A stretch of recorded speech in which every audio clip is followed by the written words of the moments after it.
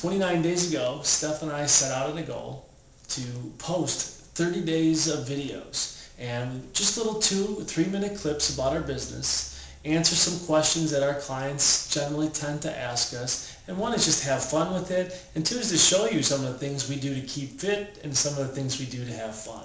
And another thing was to just express to you about how you need to be passionate about what you do.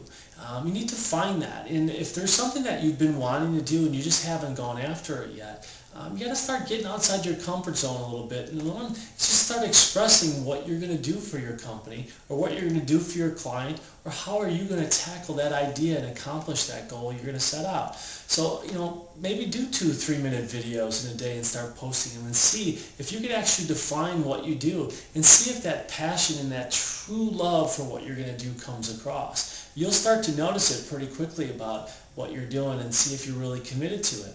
And on another hand, when we make those New Year's resolutions, we go after them for a couple days, and then all of a sudden, we forget about them.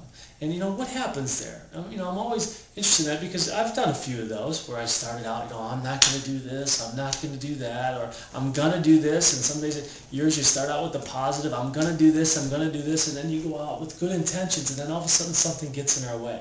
So the point is that how can you get past that hump?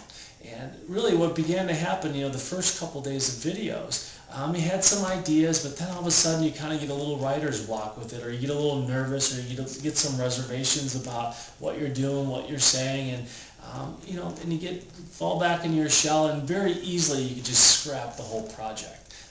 And the one thing is, you just can't do it, because you know what you're doing is good. You want to keep doing what you're doing because you're passionate about it. You really want this. So the point is then you move to day 3 and day 4, and then all of a sudden something happens where it starts to become a habit. And then all of a sudden the ideas begin to flow. It's like, oh man, I could do this one and this one and this one, and I have an idea for that day and that day and that day. And then all of a sudden now you're rolling, and it becomes a habit. Now not only is it just like work or just something habit forming, now it's fun. It's part of your routine. You just love to do it.